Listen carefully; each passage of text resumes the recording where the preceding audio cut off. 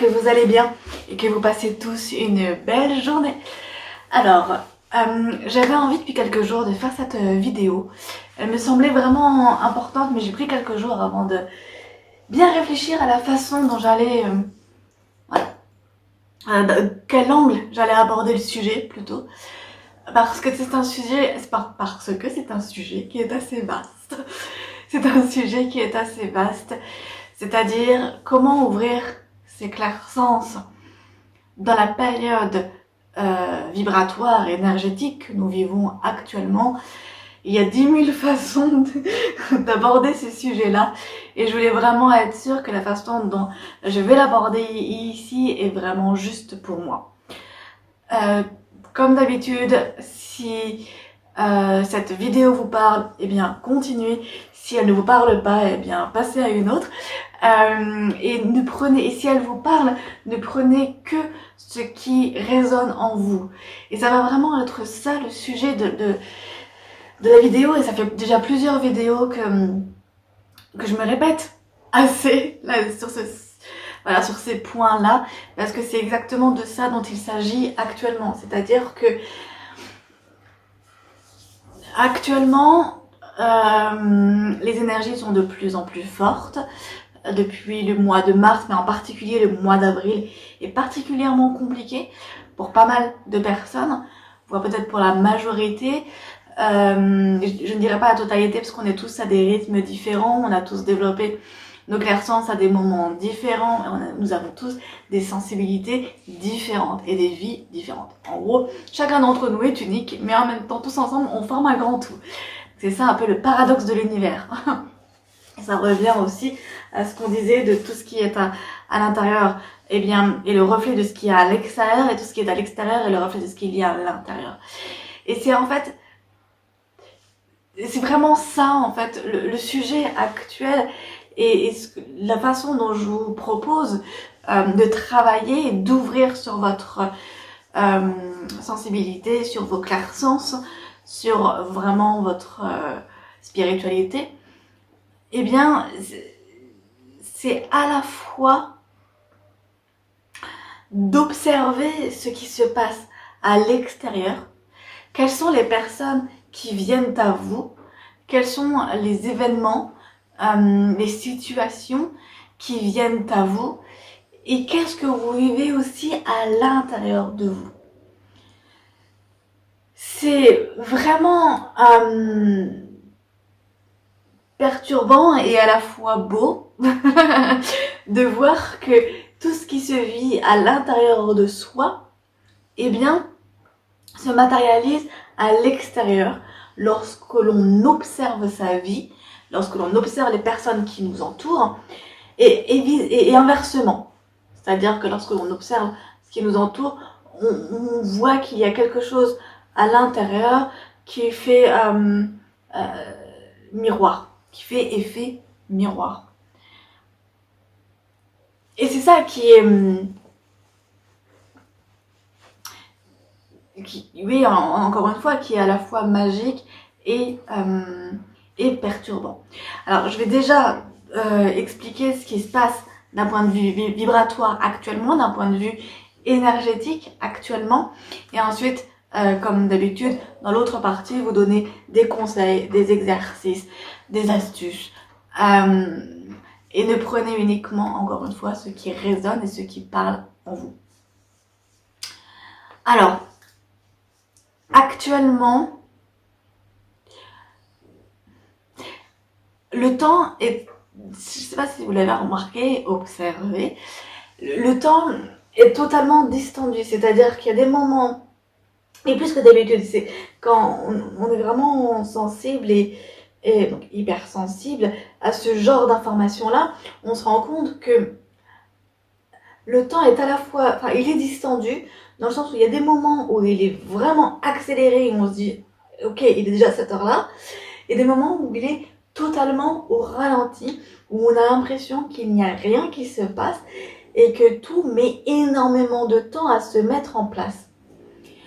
Alors si vous entendez ronfler, vous inquiétez pas, il y a mon chien derrière qui ronfle. C'est toujours un bulldog, c'est toujours un ronfleur. Et en fait,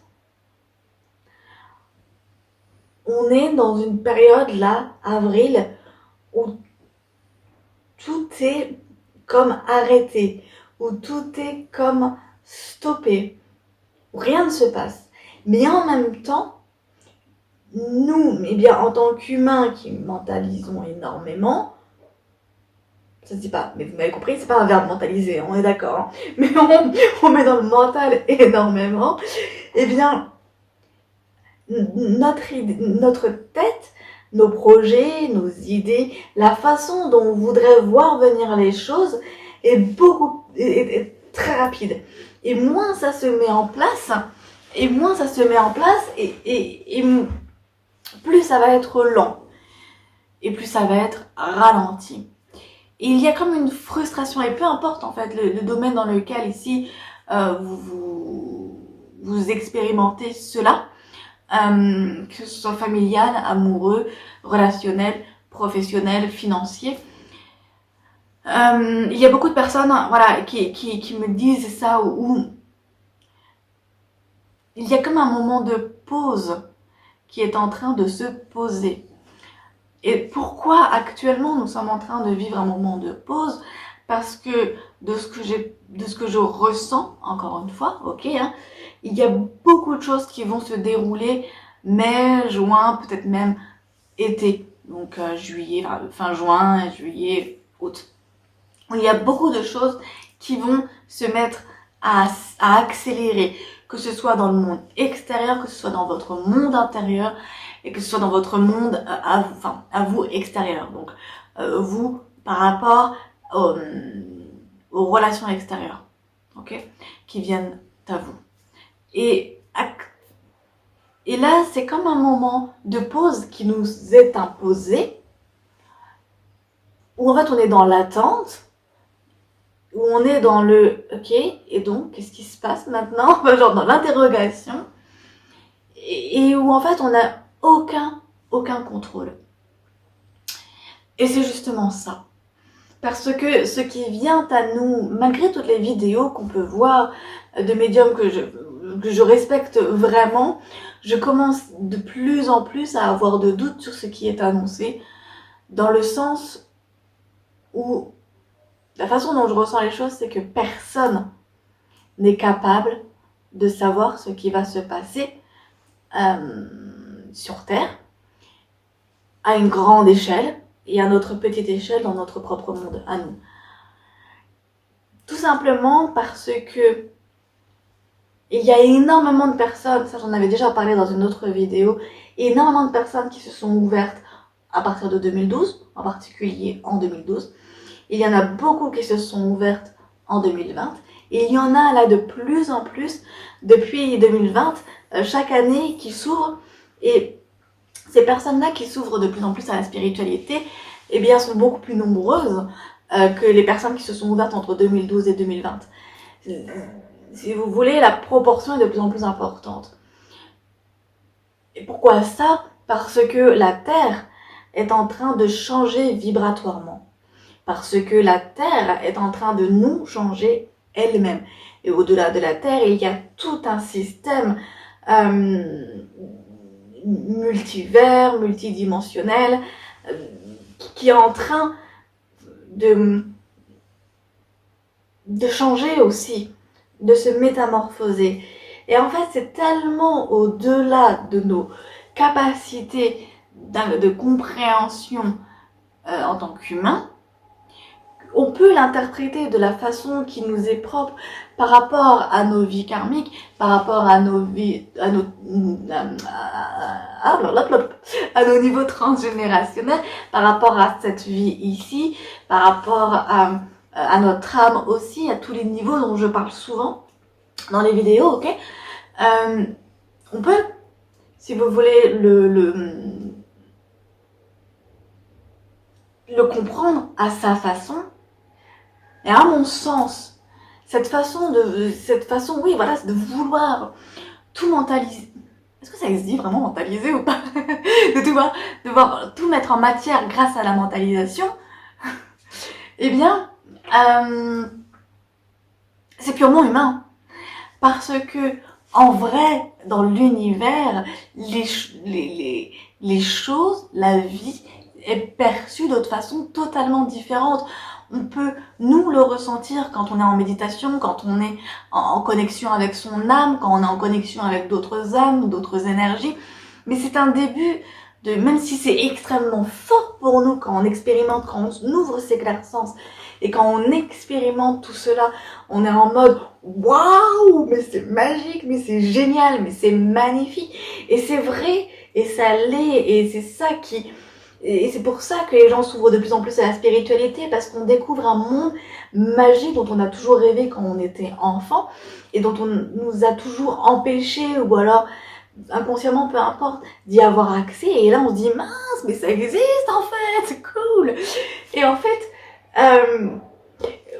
pour moi, même si au niveau humain, au niveau corporel, à notre petit niveau, on est en mode, waouh, j'ai le sentiment que malgré tout, c'est une infime partie de ce qui se passe en réalité dans tout l'univers. Vous voyez? Et on va de plus en plus, parce que j'étais en train de me poser la question, est-ce qu'un jour, dans cette vie-là, dans la vie que nous vivons chacun, hein, est-ce que nous allons expérimenter réellement cette puissance de l'univers, de la source de Dieu, ou peu importe le mot qu'on utilise? Eh bien, en fait, je pense que oui, apparemment oui, on le vivra. Et c'est pour ça que ça ralentit actuellement. Oh punaise, je viens de comprendre un truc. Cool, merci. Et c'est pour ça qu'on le vit actuellement de façon... actuellement, on est en mode ralenti. Parce que tout ce qu'on a emmagasiné depuis 2012, si on a ouvert nos clairsens en 2012, depuis 2020, si on les a ouverts en 2020, ou si on les ouvre actuellement, peu importe en fait. On s'en fout. Et il n'y a pas de bon ou de mauvais démarrage. J'ai pensé à Astérix Mission Cléopâtre, mais j'ai toujours cette phrase en tête. Il n'y a pas de bon ou de mauvais métier, il n'y a pas de bon ou de mauvais moment. Il n'y a pas de... C'est vraiment ça, en fait. Et je sais plus où j'en étais. Je suis partie dans un autre délire, là. Et peu importe, en fait, quand on a ouvert nos clairsens, on va tous, en fait, être dans cette transformation spirituelle. On va tous y aller les uns après les autres au rythme de chacun. Et ceux qui ne sont pas prêts à aller dans cette transformation-là, eh bien, ils vont partir avant. Et en fait, en soi, même si ça paraît dramatique ce que je viens de dire, et je peux comprendre parce que moi j'ai une vision particulière de la mort qui n'est pas la vision de tout le monde, et je le comprends complètement. Pour moi, la mort n'est pas une fin en soi, et pour moi, la mort n'est pas dramatique, en fait. C'est une façon de terminer son expérience en tant qu'humain, son expérience terrestre, et d'aller expérimenter autre chose. Donc, si les personnes ne sont pas prêtes maintenant à aller dans cette transformation qui va durer en fait une dizaine d'années, ça veut pas dire que demain vos proches vont mourir s'ils sont pas ouverts à la spiritualité. Non, mais loin de là, en fait, hein. Vraiment pas. Et pour autant, vous voyez, c'est ce que beaucoup de personnes disaient il y a 2 ans au début de la pandémie. 2 ans et demi, ouais, on va dire, ouais, 2 ans et demi. Et beaucoup de personnes disaient ça. Et je croyais aussi, hein, j'étais aussi dans ces croyances-là, j'étais aussi dans ce... mais alors, ça veut dire que les personnes qui sont totalement fermées, elles vont mourir du Covid, patati et patata. Et justement, j'étais dans la panique. Et c'est pas ça, la spiritualité, ce n'est pas ça, la source. Ce n'est pas ça. Parce que tout est juste et tout est défini par soi-même. On a tous notre libre arbitre, on a tous notre propre approche et notre propre réalité. Si pour moi, admettons, il est trop dur actuellement ou il est inconcevable de m'ouvrir à la spiritualité, eh bien, je vais aller au bout de cette expérience d'humain, et à un moment, quand ce sera le moment, je partirai et ce sera mon libre arbitre. Je vous donne un exemple, là c'est pas le mien,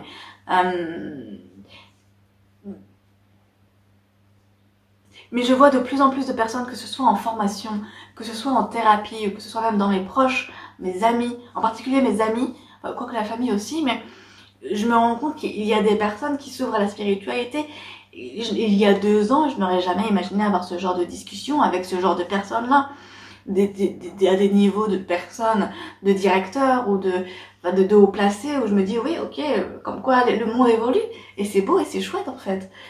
Et c'est pour ça, pour en revenir aux énergies actuelles, c'est pour ça qu'actuellement, c'était ça que j'étais en train de dire avant de me... Pardon, j'ai tendance à faire du hors-sujet, mais c'est pour ça qu'actuellement, on est dans un moment de pause, on est dans un moment de ralentissement, où on a le sentiment que rien n'avance. Mais en fait, c'est pas ça, c'est que les choses avancent dans l'invisible, et nous, en tant qu'humains qui avons des peurs, qui avons des craintes, qui avons des soucis matériels, qui avons des sentiments, des douleurs, ou des soucis de corps, ou des soucis relationnels, vraiment matière, vraiment humaine, enfin des soucis humains plutôt, eh bien, on ne voit pas ces évolutions qui ont lieu dans l'invisible, ces évolutions qui ont lieu au niveau de notre âme, ces évolutions qui ont lieu au niveau de notre esprit, et surtout ces évolutions qui ont lieu aussi au niveau terrestre. Pourtant, elles ont bien lieu et pourtant, elles sont bien là. Et alors, pourquoi actuellement on est dans cet état de pause depuis, allez, fin mars, mi-mars? Et vraiment, avril, c'était voilà, vraiment le pire. Vivement que ce mois s'arrête, hein, je vous avoue, là, parce que ça devient lourd. Mais parce que, en même temps, et c'est paradoxal ce que je viens de vous dire, dans ce moment de pause, on emmagasine tout ce qui a été acquis depuis que vous avez ouvert vos clairsens, depuis que vous vous êtes ouvert à la spiritualité. Et tout ça, ça doit être bien engrammé à l'intérieur, engrammé au niveau de l'âme, parce que l'âme a ses différents codes, tout comme son corps, enfin nos corps, chacun de nos corps, on va y arriver, ont des codes génétiques, ont des codes ADN, ont des codes cellulaires. Et bien notre âme a la même chose. Tout ce qui est à l'extérieur est à l'intérieur, tout ce qui est visible a lieu aussi dans l'invisible. La façon dont est fait notre corps, il y a la même représentation au niveau de notre âme. Notre âme engramme énormément de codes. Et dans ces codes, il y a des croyances. Et il y a des vécus, il y a des expériences, des croyances qui nous permettent d'évoluer, mais aussi des croyances qui sont limitantes, qui nous font plutôt descendre vers le bas. Et notre âme est en train, chacun de nos âmes, chacune de nos âmes, je réussis à parler français, chacune de nos âmes sont en train de se programmer pour préparer justement ce futur qui va être assez chargé, et assez chargé, non, bien sûr dans le monde extérieur, mais aussi par rapport à votre propre échelle, à l'échelle de votre propre monde, ok? Et c'est pour ça que ça fait des semaines dans les courtes vidéos que je faisais, et c'est pour ça que je faisais même plus du tout de vidéos de mon côté, j'étais beaucoup moins active sur les réseaux sociaux, parce que là il s'agit vraiment de rentrer en soi, de rentrer à l'intérieur de soi, de voir quelle est notre propre réalité à nous. Qu'est-ce qui est juste pour moi? Est-ce que ce comportement-là est juste pour moi? Est-ce que cette façon-là de parler est juste pour moi? Est-ce que la façon dont cette personne me parle est aussi juste pour moi? La façon dont cette personne me traite est-elle juste pour moi? Et être dans le juste pour soi, être dans le... Comment? Être vraiment dans... Il y a des travaux à côté, j'espère que vous entendez pas, ça tape un petit peu. Être dans le... juste équilibre, dans le vôtre en fait. Que ce soit, et c'est là que c'est plus dur, c'est que ce soit au niveau du corps et que ce soit au niveau de l'âme et de l'esprit, pour avoir la Trinité. Okay. L'esprit, c'est ce qui relie le corps et l'âme. Et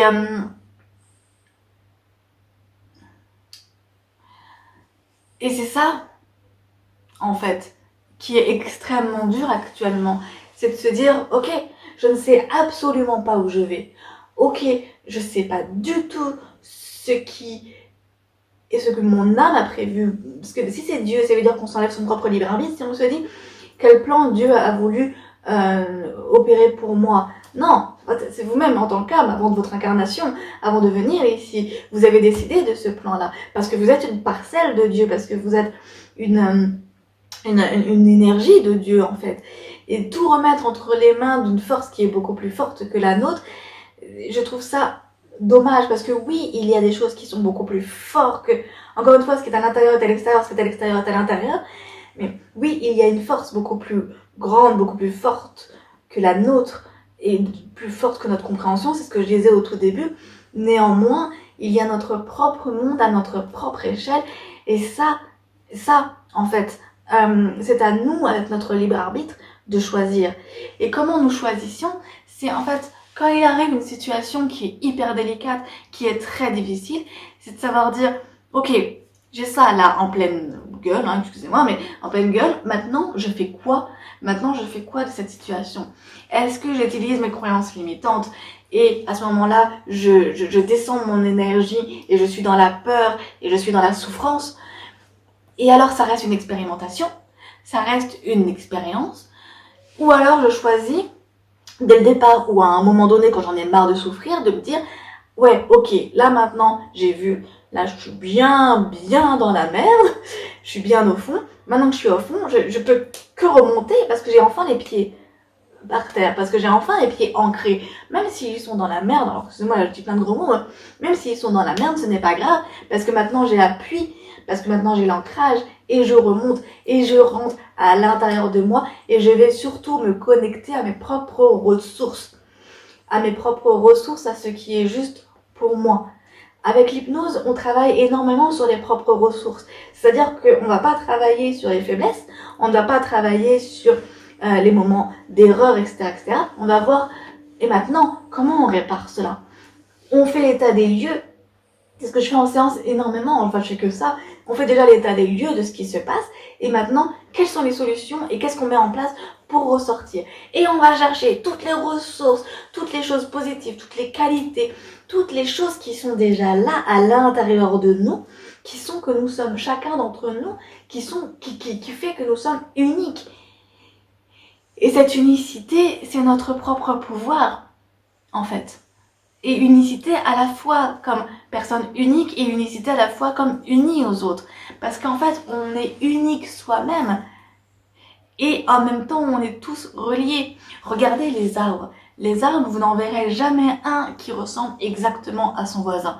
Ils ont tous des écorces particulières, des racines particulières, des branches qui ont des formes uniques. C'est même si deux chênes peuvent se ressembler, eh bien les branches ne vont pas être exactement les mêmes parce qu'il y en a une qui auront des branches, je sais pas, 1 centimètre plus basses que l'autre, ou alors qu'il y aura une branche de plus, ou alors faite différemment, d'un mouvement différent. Et ben nous c'est pareil en fait. Et les arbres communiquent à travers leurs racines. C'est-à-dire que quand un arbre manque d'eau, eh bien ce sont ses potes, les autres arbres, qui vont lui communiquer l'eau à travers les racines. Ils ont une communication souterraine qui est juste extraordinaire. Mais nous, quand on est dans notre lumière, c'est-à-dire que quand on a les racines bien au sol et le chakra coronal bien au niveau du ciel, et qu'on est dans cet parfait alignement, tout comme un arbre, qu'on a cette force, ce tronc hyper fort, et ces branches-là qui font que les feuilles peuvent encore plus accéder au soleil, et que les feuilles vont faire grandir des fleurs, etc., etc., et les branches vont faire grandir des fleurs, etc., etc., eh bien, c'est ça, c'est leur rééquilibre et leur justesse qui font qu'ils arrivent à communiquer avec toute la forêt. Vous voyez? Eh bien, nous, c'est pareil. Quand on est dans notre propre équilibre, quand on est dans notre alignement et dans notre justesse, eh bien, on arrive beaucoup plus à s'ouvrir aux autres. On arrive beaucoup plus à aller aider l'autre, à être dans l'aide de son prochain, à donner de notre propre lumière, parce qu'on en a assez déjà pour nous-mêmes. Vous voyez? Et c'est comme lors d'un crash d'avion ou lors de turbulences dans un avion, c'est qu'on dit aux parents de d'abord s'attacher et de mettre leur masque avant de le donner aux enfants. Parce que si les parents s'évanouissent parce qu'ils ont un manque d'oxygène, qui va s'occuper des enfants? Eh bien là, c'est pareil. C'est d'abord... Oula, pardon. Je suis en train de m'emballer. C'est d'abord s'hydrater soi-même, c'est d'abord prendre soin de soi-même. Et lorsque nous, on est plein de lumière, plein d'énergie, c'est de partager de cette énergie, de cette lumière-là aux autres. Mais comment on fait pour redevenir un arbre bien stable alors qu'on est dans une période de questionnement, de doute que l'on vit depuis déjà 2 ans et demi et qui s'est un peu tassé, quoique, pas forcément, mais où il est extrêmement dur en fait de se recentrer sur soi quand on est en plein questionnement de l'avenir. Eh bien, ici, l'un des seuls conseils que je donnerais, c'est vraiment de se concentrer dans des activités qui vous animent, dans le sens animaux, dans le sens l'âme qui se réveille, la lumière dans votre âme qui se réveille. Quelles sont les activités, quand vous étiez enfant, qui vous faisaient plaisir, qui vous faisaient rire, qui vous faisaient sauter de joie? C'était quoi? Est-ce que c'était le coloriage? J'ai repris le coloriage, c'est trop cool. Coloriage de mandala. Est-ce que c'était l'écriture? Est-ce que c'était le vélo? Est-ce que c'était le roller? Est-ce que c'était les balades en forêt? Est-ce que c'était jouer à des jeux de société avec des amis ou avec la famille? Est-ce que c'est juste jouer avec son chien? Jouer avec ses enfants? Qu'est-ce que c'est? Est-ce que c'est dessiner, peindre? Je vous conseille réellement, et encore une fois si ça vous parle, de redécouvrir, de retrouver ce contact-là avec votre propre créativité. Parce que lorsque votre créativité s'éteint, eh bien votre âme s'éteint en même temps. Et le mental reprend le dessus. J'ai repris par exemple l'écriture de mon roman que j'avais commencé en 2020. Je suis à la moitié là maintenant. Et je compte bien le finir bientôt. J'aimerais bien le proposer bientôt aux maisons d'édition. Mais c'est avant tout une écriture qui me sort de cette attente, qui me sort de de ces interrogations du mais qu'est-ce qui va se passer maintenant? Et ça fait un bien fou en fait. Ça peut être aussi écrire dans son journal intime, ça peut être n'importe quoi. Et il y a des livres sur l'ikigai qui expliquent comment se connecter en fait à cette flamme que nous avions quand nous étions enfants, que nos enfants ont toujours, qui font que on est dans la souciance, qui font qu'on est dans le rire, dans le chant, dans le mouvement de la vie en fait. Et qui fait que ce mouvement-là de la vie prend le dessus sur le mental. Voilà. Je pense que c'est déjà pas mal. Ça peut être lire aussi.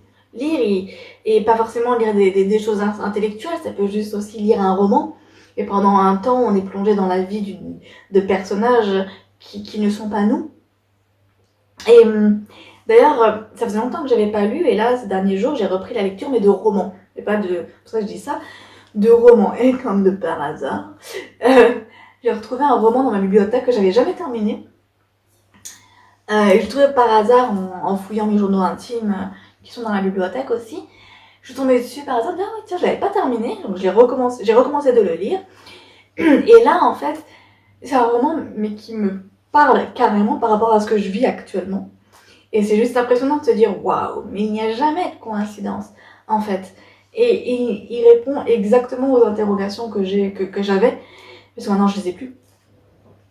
Ah, il y a quand même une autre astuce qui peut, et j'en parle aussi dans les autres vidéos, mais qui peut aussi bien fonctionner, et ça demande beaucoup de temps par contre, c'est l'interprétation de ses rêves.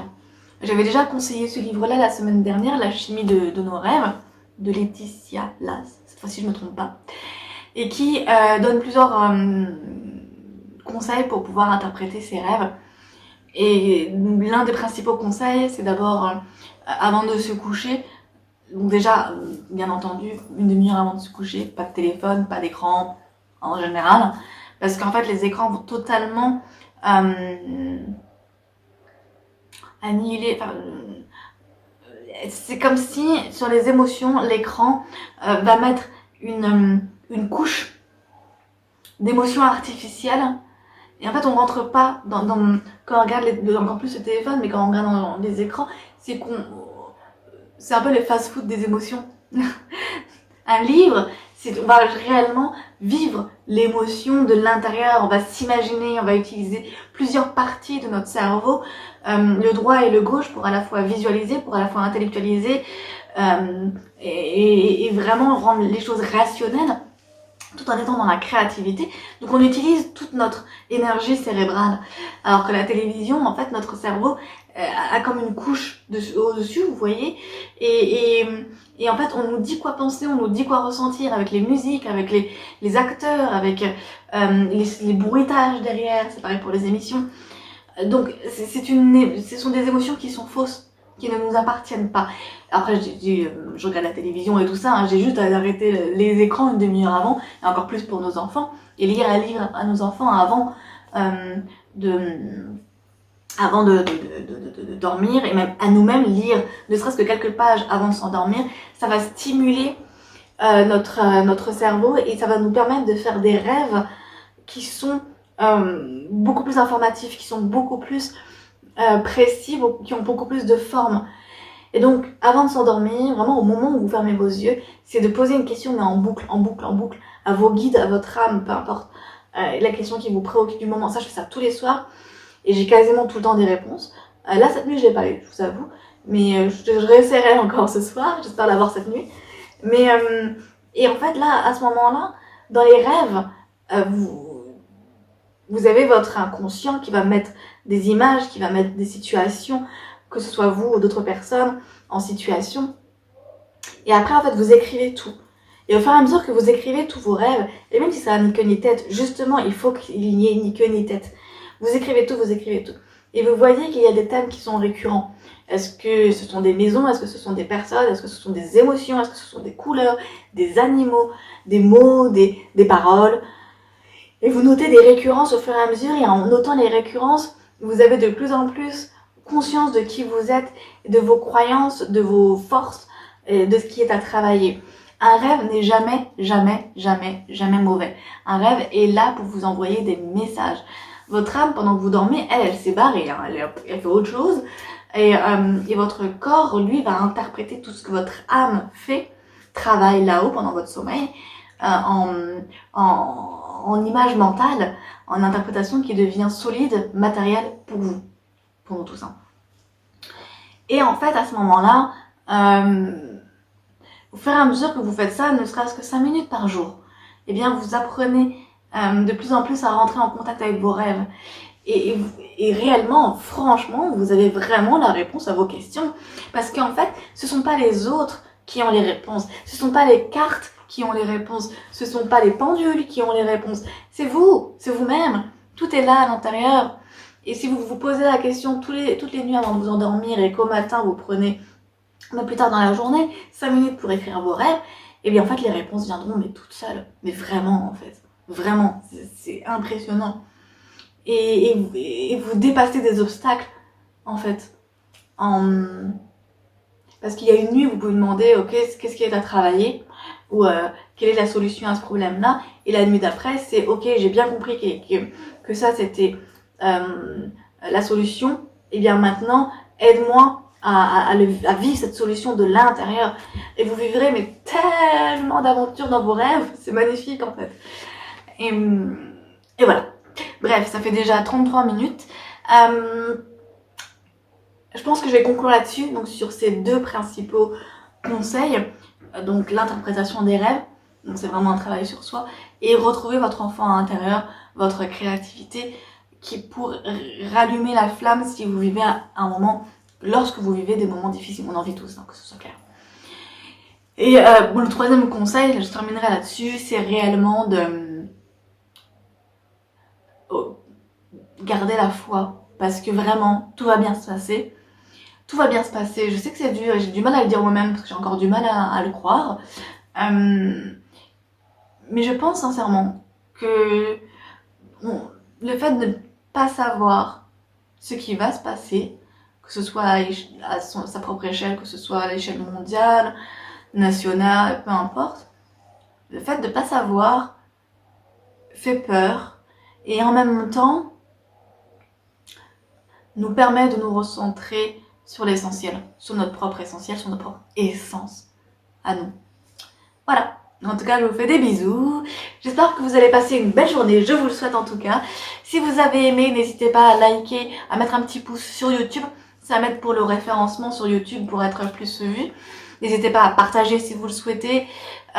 Et puis c'est tout. Abonnez-vous aussi si vous voulez à cette chaîne-là, Imago Marion Mokhtari, si vous voulez voir directement les notifications. Je vous fais des bisous et je vous dis à très vite. Bisous, ciao ciao.